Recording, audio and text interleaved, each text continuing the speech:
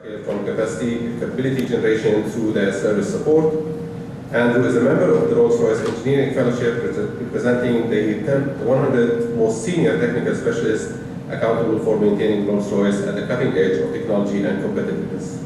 He's an honorary professor at Aston University Business School and a visiting fellow at Cranfield University and a fellow of the Royal Aeronautical Society and a chartered engineer. Andrew continues to lead the global Rolls-Royce engineering for service research agenda in the area of lifecycle engineering. He is actively engaged with leading UK academic institutions and foundation, and is the founding and leading member of the UK National Council of Thorough Life Engineering Services, which provide a strategy and direction for the UK industry, academia, and government in this area. Andrew? Thank you. So I guess I'd like to start with some thanks to the UID for inviting me out to do this lecture. Apologies for starting a little bit late, but hopefully we'll keep you entertained for, I guess, 45 minutes to an hour, maybe that kind of order of magnitude. Please feel free to throw in questions at any time as we go through. What I'm going to really do is take you through a little bit of a background on what we do to try and design engines nowadays to make them last longer, be more effective over their lifespan, and do so at lower cost. So let me start with a little bit of background on Rolls-Royce. So we make products for a number of different sectors, predominantly in the area of providing power systems. So we do it in the military aviation world, civil aviation, marine, and various other. We have been in the power sector in the past quite heavily. And there are some consistent characteristics across all of those sectors, mainly that our customers are entirely dependent on our products functioning properly every single day whenever they're required, because if they don't, our customers are unable to actually gain the revenues that they're trying to earn. So they are entirely reliant on things working exceptionally reliably and exceptionally well, and for very long life. The interesting thing about most of these products is they typically have a service life of over 25 years, from the day the product actually goes into service until the day it's finally retired. So quite a long lifespan. So let's start with some basic interesting bits of information about a gas turbine engine. So that's a picture of a Trent engine, so the sort of thing you'd find hanging under the wings of aircraft of the larger variety.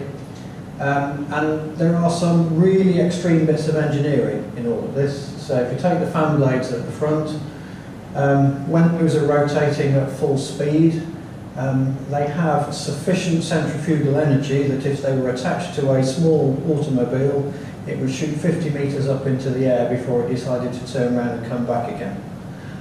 The intake, 1.5 tons of air passing through every second, so that will empty 4 squash courts every second of air.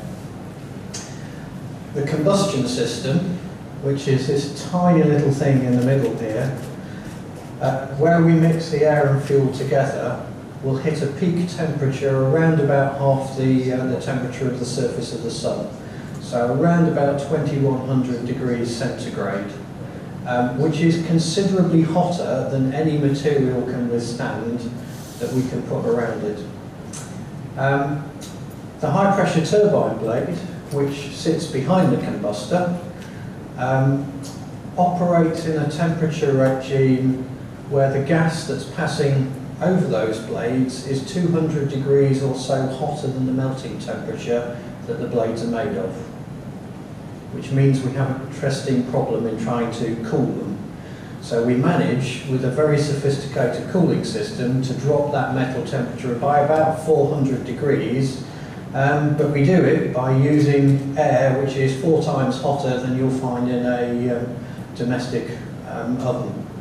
So our cooling temperature is 900 degrees C. And if you look at the HP turbine blade, which is around about here on the diagram, they're about that big. Very, very lightweight. You quite happily pick one up in your hand. But when that's rotating at full speed, it actually extracts as much energy, or produces as much energy as a Formula One car, about 800 horsepower. There are about 70 of them, well, somewhere between 70 and 92, depending upon which engine variety you're talking about. So that single stage of turbine has more power than the entire starting grid of a Formula One race, closely followed by the NASCAR starting lineup, then Formula 2, Formula 3, Formula 4, all in a single engine. So quite a sophisticated piece of equipment. So let's have a think about what does a customer actually want from one of those things? Why would anyone ever buy one and operate it? And generally speaking, if you take the example of a kind of a civil aviation application, what the customer really wants is the ability to carry things. So a plane is there to transport things, whether it's passengers or cargo. So what you really care about is how many tons of cargo or passengers can I transfer, over what kind of distance, and what's my cost of doing that. So a simple metric to use would be kind of passenger tons per dollar of cost. And what happens when we produce an engine to start off with is it comes out of the factory with a certain level of performance and capability. And over time, as you use it, some of that will degrade. So inevitably you get wear and tear on any engineered product, and it will slowly start to lose its performance over time. And at some point, you make a decision that says, actually, I need to take it out of service, I need to do some kind of maintenance activity. And then you have a period of outage. So if you're talking about a domestic car, that may mean that once a year you take it to the garage and you go and pick it up 8 hours later.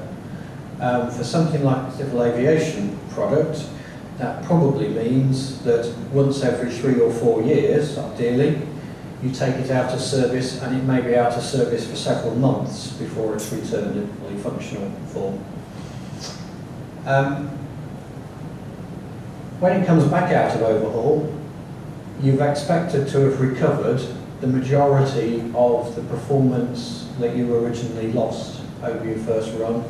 But again, that decays again. You'll take it out of service at the next overhaul interval and put it back out.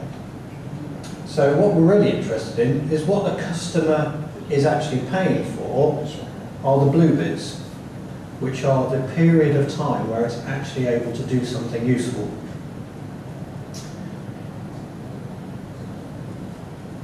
The other interesting thing to think about is, over 25 years, things don't remain constant. So at any point in time, there is the choice between I continue to use the product I've already bought and paid for, or I could sell it on and go and invest in something brand new. So we have to think about what is the competitive benchmark. So over time, as technology improves, you would expect that the competition is going to get better and better. So if I was to go out and buy a brand new aircraft today, I'd expect it to be more capable than an aircraft that was designed and delivered 10 years ago. So we're really looking at that kind of gap between the competitive benchmark and what the product's capable of, and that drives the decision about when to retire it from service and replace it with something more economic. So, what if we could get to this picture?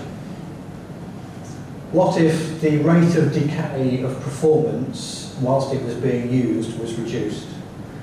if we could drop or increase the amount of time it's used for before it gets maintained. We could reduce the maintenance period so that it was out of service less.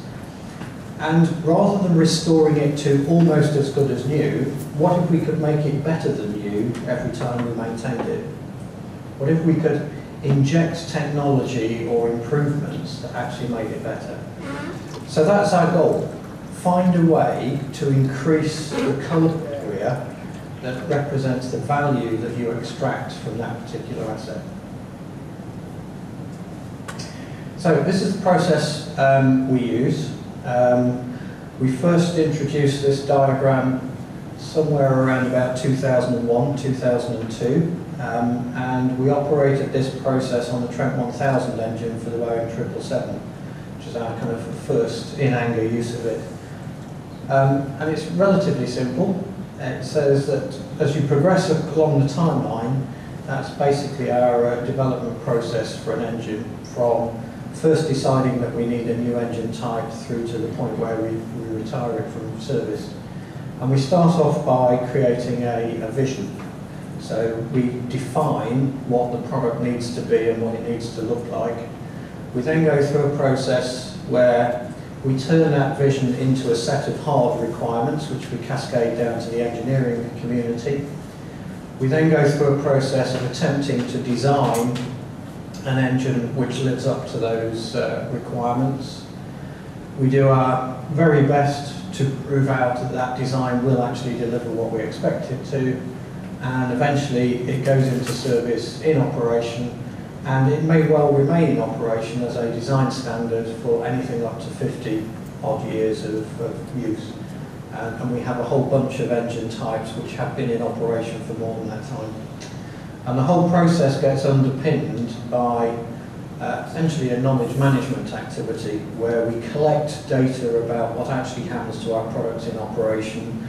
We turn that into information and the ability to make decisions, and ultimately we turn it into a forward-looking prediction, so the ability to assess our decisions and their outcome before we actually commit to them. So what I'll do is basically just step through that process and show you a little bit about what happens at each point. So let's start with the service vision. And the important part of this step is it's all about getting everybody aligned and aimed at the same end point. So it's important that it's actually simple and easy to grasp and not too difficult to explain, he says. So let's start with whose vision should it be? We could write down the vision for Rolls-Royce, which is what we think an engine should be, but it's probably better to start from a customer's point of view. So if you look at the economics of operating a large gas turbine engine over a period of time, it has broadly that kind of distribution. So there is some cost in terms of developing an engine, which we have to amortise across all of the engines we produce. There's a cost of making an engine. The engine potentially causes some customer disruption, which we have to account and think about. The biggest cost by a long way is the fuel that you actually pump through one. So as far as a customer's concerned, that's the biggest bill they see, and anything you can reduce to reduce that is all important. And over those 25 years, we'll actually, for a large civil engine, probably end up spending 4 or 5 times as much maintaining it as we did manufacturing it in the first instance, which is not that surprising. If you think about the fact that an engine can operate for up to 13 hours a day, you've seen some of the technology challenges that are in there. It's a little bit like designing a Ferrari, operating it as a taxi for 25 years, and then asking yourself the question, over the 2 million miles it's likely to cover, how expensive do we think the maintenance bills are going to be? Because you're probably going to replace the engine 5 to 10 times over that period of time, and most of the rest of the hardware that's in the vehicle. So that is our design strategy on a page. Essentially, we start at the top. So what we really want is an engine that is going to meet the customer need. It's going to provide the amount of power that we expect it to, when we expect it to. It's going to do it reliably. It's going to do it and last and operate for the period of time that we expect it to.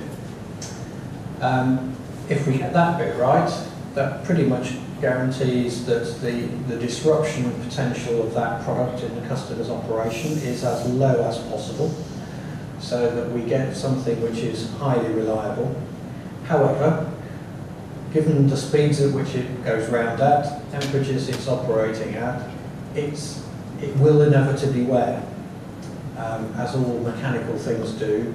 So the next thing we try to do is make sure that before it stops working, we have plenty of warning. So we have a health monitoring system in place that makes sure that we get as much lead time and reaction time as possible for any potential failure mechanism that the engine can display. If we get that bit right, we get nice early warning, and that again drives the disruption potential down, because you can now plan all of your maintenance activity in a timely manner. But it's still a very, very expensive asset. And the only place it earns any revenue for a customer is when it's attached to the wing of the aircraft. So what you really want to do is keep it there and keep it operational. So anything that we can do to make it maintainable actually on the wing, ideally, or as close to the wing as possible, so that we don't actually have to ship it halfway around the world for a maintenance activity, is all for the good. If you get all of that right, then hopefully what you've now got is an engine which has the potential to operate for several years attached to the wing of the aircraft before it actually needs to get taken off and stripped down for a major refurbishment activity. And when we take it into that part of the process, the thing we're actually aiming for is value for money. So how do we do precisely the right amount of work that gets us the maximum recovery of performance and life at the minimum possible cost? So the next part of the process is we have to turn that kind of view of where we'd like to get to into hard requirements for the design team. So we tend to think about two sides of the equation. First of all, what is it that the customer is actually wanting to pay for? So what can we do to drive up the frequency with which we can use it, the functionality of the machine, how long it actually lasts for before it needs to be touched, and confidence levels. So what can we do to give complete confidence that every time you want that machine to work, it will do exactly what it's supposed to do? And then the other side of the equation is what can we do to drive down the cost elements? And that largely comes down to, can I avoid having to look at it? Can I avoid having to touch it? Can I avoid having to spend money on it? And can I do that without impacting any of the things that you actually want to get out of the machine?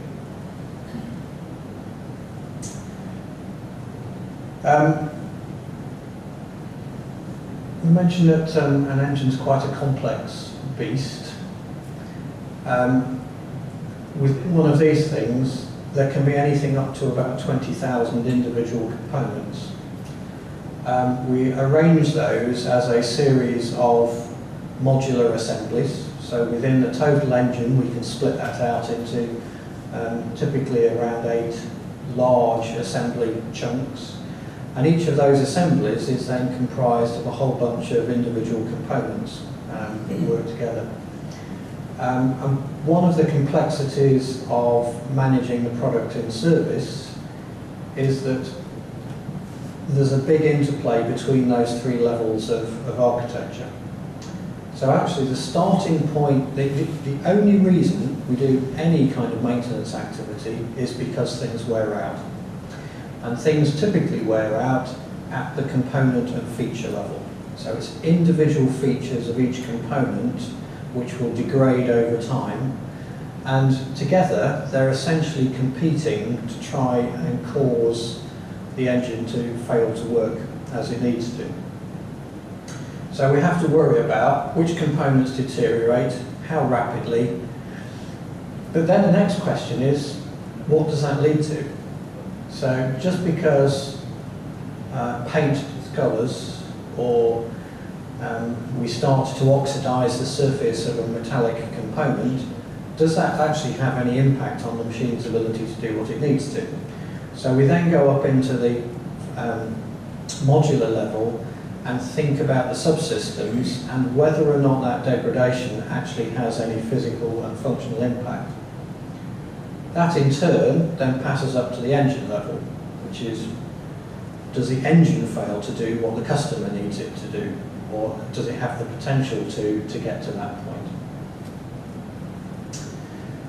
We then move into a policy area. So all of that first column is really the physical reality. So if we chose not to go and touch the engine and just keep running it, eventually it would break in some way. So the policy element is about trying to make the decision about when to step in and do something to avoid the impact of that. And at the engine level, we have to make decisions about what are we going to inspect, how often are we going to do that, what are our criteria for accepting or rejecting what we see, and if we do accept or reject it, what are we going, or if we do reject it, what are we going to do? Do we take it out of operation, or do we use some kind of maintenance activity to return it to a functional state? As soon as we've made the decision at an engine level that that's what we need to do, we then have to ask exactly the same set of questions at the modular level. Because the interesting thing about the modules is they are operating in completely different regimes. So at the front end, it goes around relatively slowly. And the temperatures are lower. When you get to the bits coloured in red in the middle, those are the really hot bits which are going around very, very rapidly. And they inevitably wear out at different rates. So there's a lot more damage gets accumulated in the red sections, or it accumulates more rapidly than in the others. So when we've made the decision to reject an engine because it needs to be maintained, that doesn't mean that every single module in that engine is at the point where it needs maintenance activity. So we have to be selective at any point in time about which one to maintain. And then once we've made the decision that we need to maintain a particular module, again we go down to the component level and we have to make the same set of decisions down at that level as well. At a component level, we basically have two choices. We can either choose to throw away an individual component and replace it, or we can choose to repair that component and fix the things on it that are worn, which essentially is going back to the manufacturing process and remanufacturing certain elements of that component again. And that can be highly cost effective. It could be that you can spend 5% of the original manufacturing cost of that component and get back almost 100% of its original life. There are other occasions where actually it's almost as expensive to repair it as it is to replace it, so it becomes a much harder decision about what to do. And we add all of those costs up at a modular level, and then add on the costs of stripping down and rebuilding and all of the associated inspection. And then the same thing at an engine level, where we assemble the module cost to get the total engine cost. And the complex bit is when you come to the new numbers involved. So with more than 10,000 components, each of which has more than 10 features, each of which has probably more than 5 different competing deterioration mechanisms, you easily get to more than 500,000 potential ways in which the system is trying to fail. And our job is to try and manage all 500,000 and understand which ones are going to come first and make sure we understand how to spot those deterioration modes, and we know what to do about them when we see them. Add on to that the fact that every customer will operate engines differently, because because they'll have different root structures and different flight profiles. And every engine is also an individual. So they all have a different operational history. So no individual engine is ever going to behave exactly like the one, even if it's on the other wing of the same aircraft, because they will have subtly different histories. So one of the techniques we try and use, particularly in the kind of design phase, is this idea of what can we do to try and simulate this kind of behaviour, and can we use that as a way of optimising the design and the cost. And we tend to break modelling capability into three distinct layers. So at the top level we have the business model. So that's our ability to look at a whole fleet of aircraft and engines and try and understand what the dynamics are at that level. So what happens if we add an extra overhaul base into the mix? What happens if we position materials and overhaul bases in different parts of the world? How does that affect our ability to operate an entire fleet? We then model an individual engine. So if you take that assembly of modules and try and predict the way in which it's going to operate over 25 years, can we do that? And then selectively, for some of the more important individual components, we will model those as discrete elements within the engine and try and understand their economic behaviour over that 25-year period. And then those models get used at various parts of the life cycle. So initially we'll probably begin with a high-level model, and we'll be looking at the design concepts and trying to understand which ones offer the best economic opportunity. We then get more use of the lower level models, trying to decide what the requirements are to cascade down into the individual assemblies and the individual components. We'll do a whole load of design optimization work where we can use the model to test what ifs. If I create a particular repair capability for a particular component, is that financially beneficial for all parties, or is that something that is going to erode the financials? Then we go through a process of using the models to build back the detail back up. So once we've got an understanding down at the bottom level that says we think we understand how these things are going to behave, we use the model in the middle to add that all back up and try and work out how the entire system is going to operate. And then finally, we try and close the loop as we gain this experience and the reality of true operations, and we feed that back in, and the model then becomes the benchmark that we use to assess whether or not we're meeting our expectations, or things emerging that we didn't expect.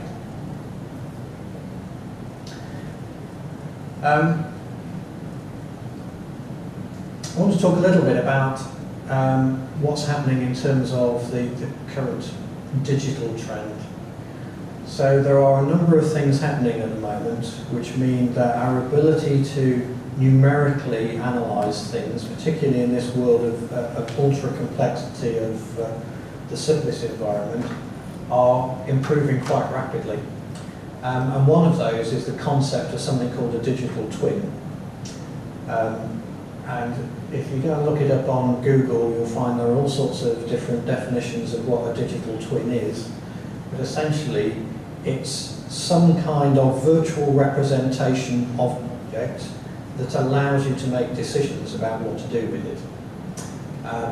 And the kind of basic concept is that if I have a virtual object, I can test it, I can make choices, I can see what the predicted outcome is, and if I don't like the answer, I can go back and I can change my mind and try again. And you can keep going through that process until you've figured out what you think the right thing is to do, and then you go and do it on the real physical object, where, generally speaking, you have one chance to make your decision, and if you've got it wrong, you're going to have to live with the consequences. And you can create those twins at a number of different levels. The one kind of already done, and have done for many years, is to create a twin of the standard.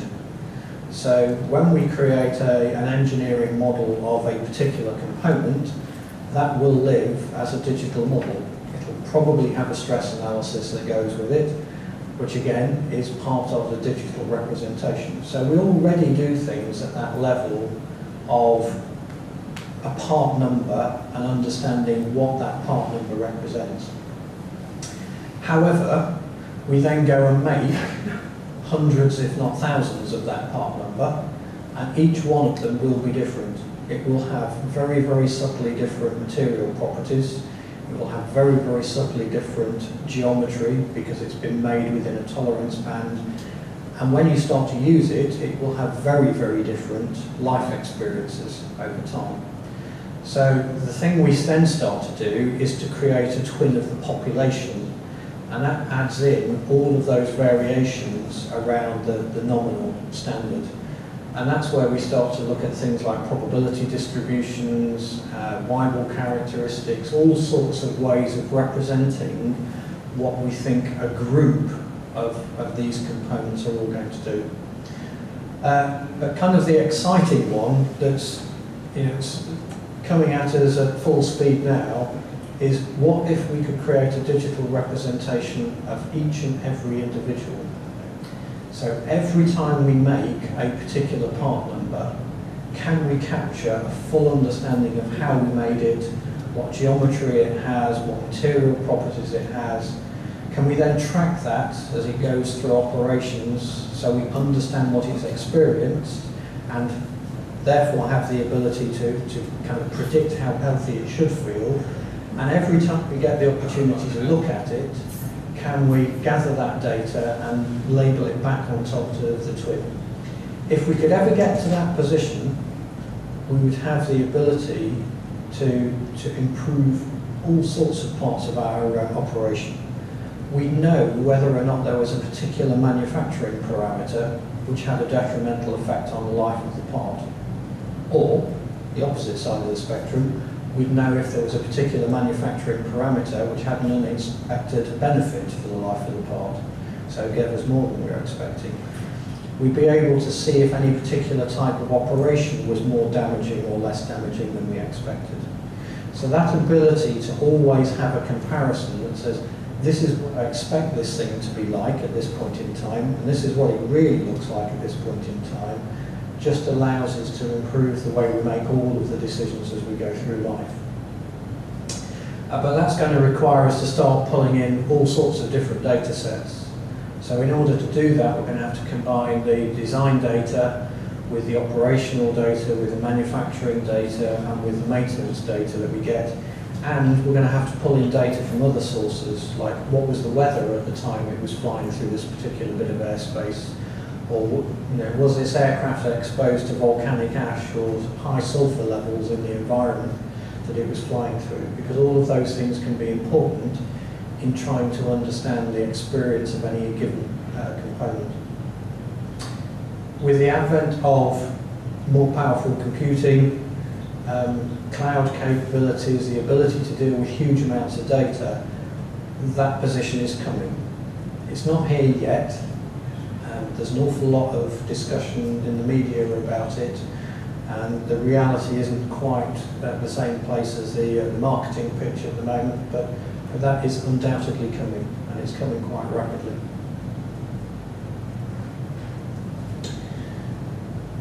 So then we get into the design process. So this is the point where we actually get the design team to try and produce a design on day one which meets all of the requirements. And we do that in a fairly unsophisticated fashion. So the one that we found works the best is to gather everybody in a room. You get people from different engineering backgrounds, you get people from the commercial team in, people from the supply chain units. Ideally you get customers as well if you can. And you have a good discussion about any particular component. So in what ways can this thing fail? What have we seen in the past? What does that lead to? What repairs do we have available? And the thing we found most powerful is where you kind of get that expert opinion, but you mix it with all of the hard data that you can mine out of your past experience. And we quite often find that you can be in a position where an expert says one thing, But actually, when faced with the data, they have to challenge their own thinking, and potentially what they thought was the truth isn't quite. But equally, you can see data that on face value appears to say one thing, but the expert will be able to tell you that it was collected under a particular set of circumstances, which mean you can't actually interpret it the way that appears most obvious. So that combination of hard data plus the expertise that you can wrap around it is kind of the magic mix that really lets you get to the right kind of decisions. The other kind of big building block in that is about that ability to do the data mining. So you take something like Rolls-Royce as an entity, and we have 50, 60, 70 years of aviation operational experience. The big problem with that level of kind of background is that you guarantee that 70 years ago we didn't know what a computer was. Everything was written down, probably in handwriting, and as we progressed through those years, the systems that we have used to record all of our data have changed. So going back through that kind of quantity of material and pulling out the meaning is really, really quite difficult. So we set out to build a kind of data to decision architecture that says there's a certain amount of data that lives in the outside world that Rolls-Royce could potentially have access to. We need to make decisions about what of that data set is actually truly of value to us and find ways to access it. And we then need to go through a fairly complicated set of manipulations to pull out of that raw data what's actually truly useful to inform our decisions. At some point, we get up towards the top end of the diagram where we actually have optimization processes. So we have these kinds of simulation, digital twin type decision support tools, and ultimately you get up to the top layer, which is where we actually add value. And in our somewhat simplistic thinking at the moment, we break that down into 6 discrete areas. So there is the ability to design a product which fundamentally lasts longer and works better. There's the ability to help our customers operate that product in a way which maximises the value they get out of it and minimises the damage that is accumulated. There's the ability to make perfect decisions about the timing of when to intervene and do any maintenance activity. The ability to make a perfect decision about what maintenance to do. The ability to execute that maintenance absolutely perfectly. So we make the right choices about what repairs to apply, what limits to apply when assessing parts. And finally, you want to maximise the resale value of the engine. So when the customer chooses to sell it on to somebody else, and the best way of doing that is to understand precisely how healthy it is. So the more you can do to underwrite its health, provide levels of guarantee of its future capability of operation, the more you can do to increase its residual value when it comes to reselling. And there are a number of technologies which are coming along at the moment which are going to help us to do that. So things like the Internet of Things and big data are really going to transform the quantity of data that's going to be available to us in real time flowing in. So we're seeing orders of magnitude increase in data flow rates into the company with every passing 3, 4, 5 years. And that's just going to increase as we go forward. But equally, there are some of the other technologies which are going to help us start looking backwards at data we've already got and finding ways to extract more useful value from that kind of history. So here's one particular example. So a large proportion of our past history, it's not contained in databases, it's contained in textual documents, reports, presentations, various other types of media. And we did an assessment that said if we took purely those documents which were lying around on our drive in Derby, and we had a whole bunch of engineers trying to work out whether or not they contained anything useful, and we gave them, I don't know what I said, 3 minutes per document, which is slightly ambitious for them to skim read it and record it. And we worked them for 24 hours a day, 365 days a year. It would only take 100 of them 50 years to work their way through, which clearly is not a feasible task if we leave it to humans. So what we're in the process of doing is trying to find a way to teach the computer how to do it. Hopefully this will play. So there are technologies coming onto the market now which allow us basically to analyse natural text language and really try and understand what are the concepts being discussed, how do they relate to each other, and we can use this type of approach to go back and have the computer read all of those documents and start to compile the history of what types of problems we've seen. So our kind of starting point for this is we really want to build the complete library of all ways in which we've seen any part of any engine ever deteriorate over that 50-year history, and turn that into a master index that we can then use to inform the design process. One of the other things we have to worry about is the robustness of the design. So these two diagrams represent a bit of design space. So if you have two variables that you have the opportunity to change, it's quite tempting to search around within there and try and find the absolute optimum point. So what's the condition that gives the very, very best outcome? The problem with that is quite often you find that the best outcome lies at an area where you're quite sensitive to where you lie on those parameters. So we're trying to find the positions where, within the natural tolerance bands, we never have a condition, as in this one, where you can drop off one side of the cliff and you can get a level of outcome which is not acceptable for the customer. It's much better to try and find the flatter parts of the design space where you may be sacrificing a little bit of performance some of the time, but actually you can guarantee you've always got something which conforms to the requirement. And that again requires an awful lot of kind of computing power to try and do multiple assessments and explore the entire design space and look for the optimum place. Then we get into the evaluation phase, and here we have a mix, really. So in the early part of the design activity, pretty much the only options we have available to us are kind of virtual analysis. So we do an awful lot in the computer to try and understand the stress, the temperatures, the environment in which their parts are going to sit.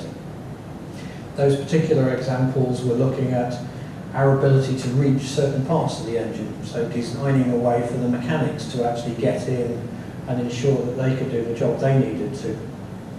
We then move into doing rig testing, where we take individual components or sub-assemblies of the system, and we run those through rigorous testing, trying to understand if they meet the requirements, and sometimes far more importantly, how much margin they've got to those requirements. So quite often those tests are run deliberately to the point where we break things. So we're trying to understand how much headroom we've created and whether or not we're comfortable that that's sufficient to guarantee operation. We then do an extensive barrage of engine testing, and again that tends to split into two groups. There are a certain set of tests that we have to do to meet the airworthiness requirements, and we have to do those in a particular way. There are another group of tests that we describe as the maturity tests, where essentially we are trying to exercise the engine as hard as possible. We're looking for which parts of it have the least margin. So where can we break it, and is it breaking too early, and is there something we need to go and fix? And then finally, we get to the point where we do flight testing. So we move it into the real environment, and we do as much testing in that environment as we can. The ideal situation is you never ever have the customer discover anything that you didn't already know about. So all of this is designed as early as possible to identify anything that we need to fix. And ideally, you do it in the virtual world on day one, so that actually you never create anything that contains that problem. Then we get into the kind of the final steps of the process, which is management in service. Because we have all of the variables, every engine has an individual history, every operator chooses to use it in a different way or needs to use it in a different way.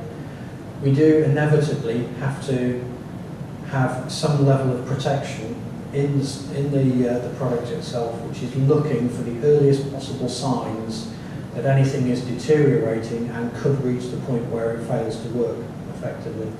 So we have a sophisticated health monitoring system on the engines in the current designs that collects data on a continuous basis, feeds that into an analysis system actually on the aircraft. That will do some level of assessment, and it can make decisions about informing the pilots if there are any particular problems developing. It also has the ability to send a satellite transmission if it needs to in flight back to a ground base.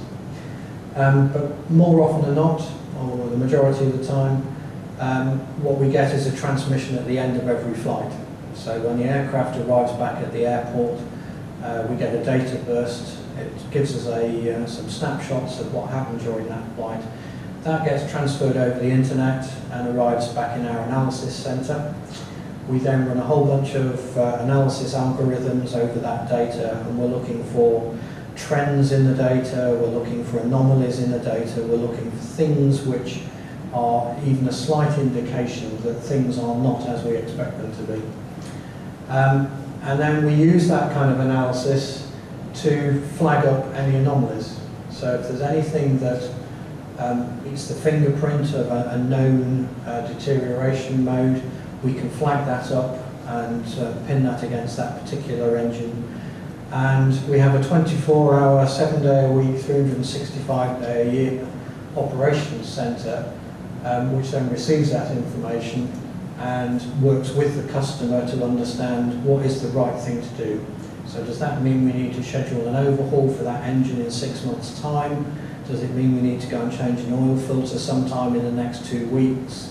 It depends what we've seen as to the reaction that's taken. So that's always done in conjunction with the customer. And that may ultimately lead to an engine being rejected and sent off for overhaul, or being troubleshooting done on wing to make sure that we understand the problem. And the idea is we minimise any disruption to the customer, so we only do what we absolutely need to when we need to, and we aim to get that engine back into operation as rapidly as possible so that we minimise the downtime for the customer. Let's have a look at, I can't remember whether it's in here, but using that kind of approach over a period of 10 years, we have managed to take more than 40% of all of the disruption out of our operators' activity. So on a per flying hour basis, we are now 40% better than we were 10 years ago, and that's all down to this ability to use data effectively to understand what's happening and make better decisions about when to step in and what to do. The other thing we're working on quite actively now, and this is kind of moving towards this world of the digital twin of each and every part, is to create an individual identity for every part. So for a number of years now, we have been marking up the vast majority of the components in the engine with an individual serial number. So if you kind of go back 10, 15 years, the aviation standard is that we would have a part number on a component and nothing else. It doesn't need an individual identity. Its identity is its family name. So we started producing serialized components, and that means that we can now track those things through life. So at the moment we track around about 3,000 components per engine. So as they're built in, we understand which individuals have gone into which engines, and progressively over the next few years, as those engines start to arrive in overhaul facilities, we'll be collecting the same data again around them, and we'll be able to merge that with the data of what operations those engines have seen to start to create that kind of life history of all of the individuals. And that gives us a huge amount more potential to be able to really understand how do these things degrade, in what kind of operations, and what are the subtleties around that. So it's that one step on from being able to model the population to being able to model each individual and its own personal history. And the other thing that's changing at the moment is the ability to actually collect data. So this thing down here, which is a turbine nozzle guide vane, probably looks like a physical part, but that's actually a computer model, and it was created using the handheld scanner at the side. And with this kind of technology, you can now just spend a few minutes basically taking thousands of photographs around the outside of an object, and you literally just move the thing around the outside, and it creates a 3D dimensionally accurate model of the thing that you've observed. So we're moving from a world where an inspection of one of these things might generate a text entry that said, I've seen some chipping of the thermal barrier coating, and it might tell you how big, it might tell you where, to the ability to capture this in fully rendered 3D and be able to measure that. And then compare that back to, and what history did that nozzle guide vane have? How was it made? What parameters were on the machine? What operational experience has it seen? How much flying has it done in particular parts of the world? And once we can start to get to that point, you can see how we're quickly going to build up a much better data set to work with. So part of the kind of the things that are going to change in the future, to my mind, it's going to be around integration. So we have a lot of design data, we have a lot of service flying data, we have a lot of maintenance data, but they tend to be in different silos. They're not easy to bring those data sets together. And I think as we move forwards, what we'll find is that it's going to be the ability to bring those three sets of data and the manufacturing information all into the same place and merge them all together that's going to generate the additional benefits we're looking for. And that is coming, and it's coming quite rapidly. So, in conclusion, hopefully I've kind of shown you a little bit about why we design for service and what we think about and the process we go through. And I hope you can agree that it's an important thing to do. It is incredibly complicated. There are 500,000 competing deterioration mechanisms, all of which are trying to prevent an engine working if you run it long enough. And that's the sort of thing that we're trying to get our head around and find a way of managing. But having adopted a structured approach to it, we have made huge inroads into that. But the thing that's important going forwards is the new digital technologies that are coming along, I think have got the chance to make yet another step change. They're really going to transform our ability to do some of these things if we can get good access to that data, we can merge it in the right way, and we can turn it into the right kinds of decision-making tools. So that was all I was going to tell you about. Any questions?